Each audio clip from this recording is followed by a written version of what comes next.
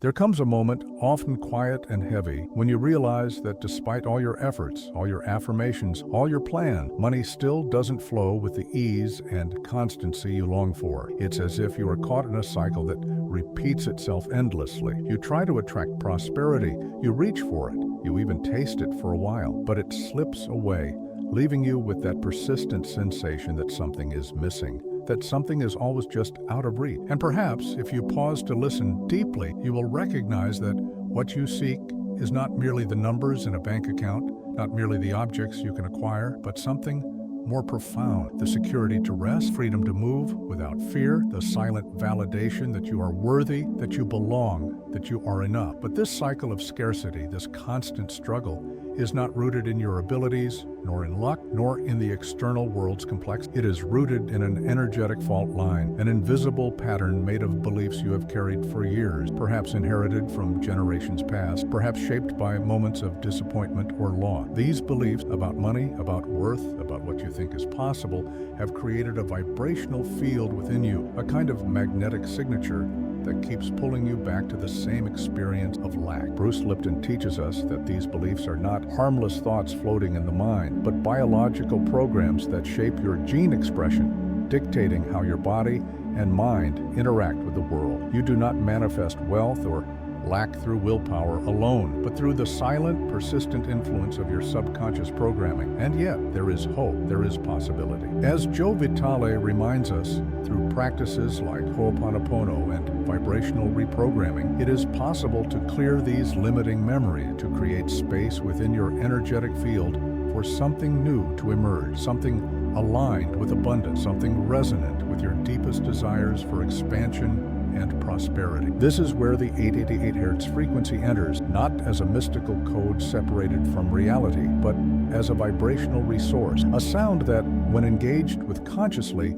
amplifies your resonance with archetypes of wealth, with the flow of giving and receiving, with the infinite potential that has always been your birthright. It is not a promise of instant riches. It is an invitation to recalibrate, to awaken, to remember that prosperity is not something you chase, but something you embody. And now, perhaps for the first time, you are ready to step beyond the old story, to transcend the cycle of scarcity, and to align with a frequency of wealth that feels natural, sustainable, and profoundly yours. Breathe into this possibility and feel how it already begins to shift something within you, not outside, deep inside, where all true change begins. There is a silent tension that lives within you, a dissonance between what you consciously desire and what you unconsciously expect. You may tell yourself with hope, longing, that you want to be wealthy, that you are ready to receive abundance. Yet beneath these words, there may be older, heavier beliefs like money is hard to earn, I don't deserve success, or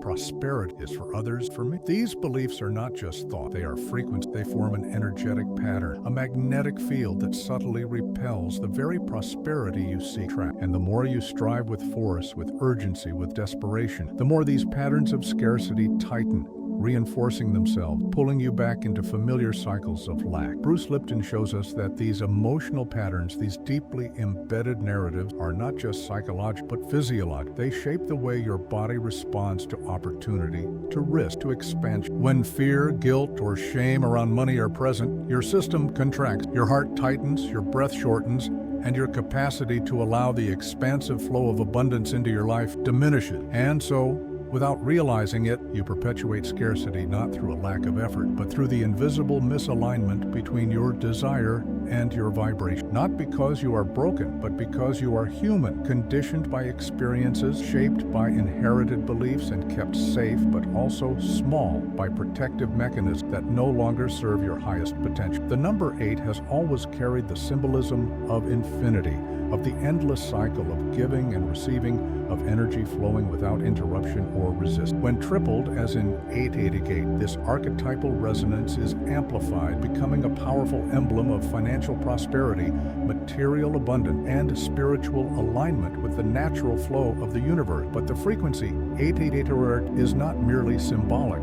It is functional. It acts as a vibrational bridge, a sonic catalyst that invites your mind and body into alignment with these archetypes of expansion. When engaged with consciousness, it fosters internal states of confidence, of openness, of self-responsibility, all essential qualities for transforming your relationship with prosperity. Yet here too, there is a common misunderstanding. Many believe that simply listening to 888 Hertz will automatically attract wealth, as if the sound alone is a magnet powerful enough to override years of conditioning. But this is not the truth. The frequency does not deliver wealth, it prepares you for it. It is not the source, it is the amplifier, the enhancer of a state you must choose to cultivate within yourself. This is the invitation. To use the 888 Hz frequency not passively, but as a vibrational tool for recalibrating your internal compass, for aligning your thoughts, emotions, and behaviors with the expansive, infinite nature of abundance itself, not as something external to be chased, but as something internal to be remembered,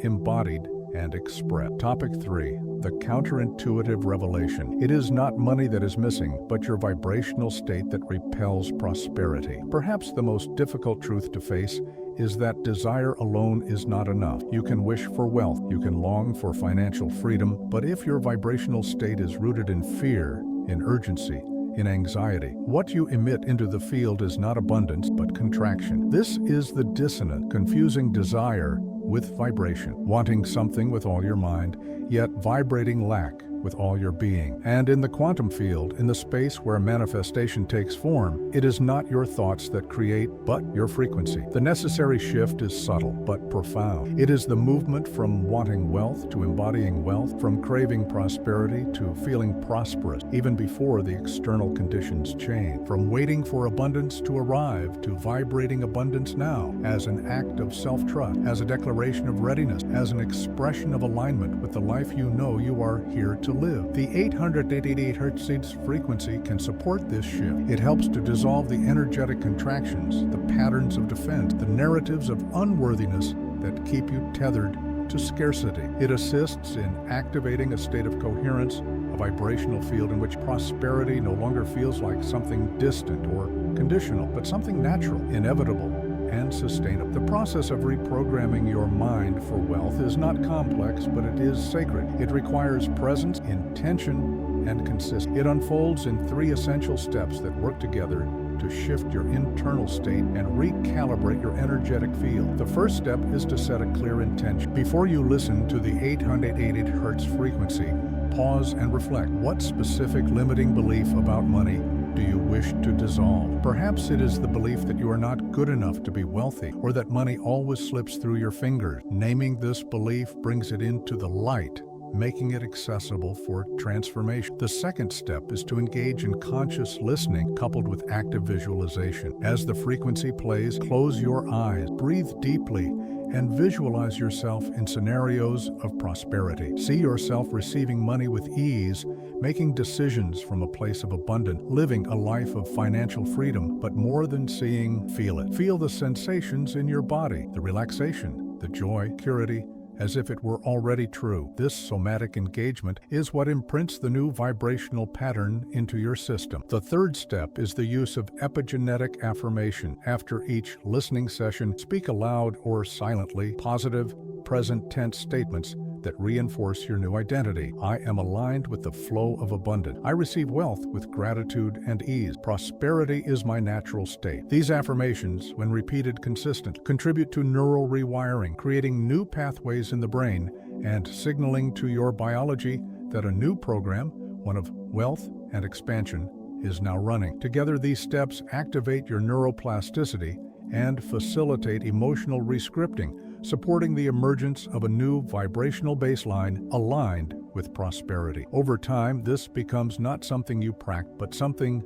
you are. Imagine your mind and your heart as an antenna, a delicate, precise instrument designed to receive and transmit frequency. If this antenna is misaligned, clogged by static, or tuned to the wrong station, it cannot pick up the clear, strong signals of abundance that are constantly available in the field. Many attempt to attract wealth through isolated thoughts or occasional affirmation, but their emotional antenna remains tuned to scarcity, to fear, to unworthiness. The result is frustration, a sense that manifestation does not work, that abundance is reserved for others. But the truth is simpler and more empowering. By using the 888 Hz frequency consciously, you are not forcing wealth to find you. You are adjusting your internal antenna refining the signal you emit, harmonizing your vibration with the abundant currents that already exist. When your antenna is calibrated correctly, prosperity flows to you not through effort, but through resonance. Your external reality begins to mirror your internal alignment,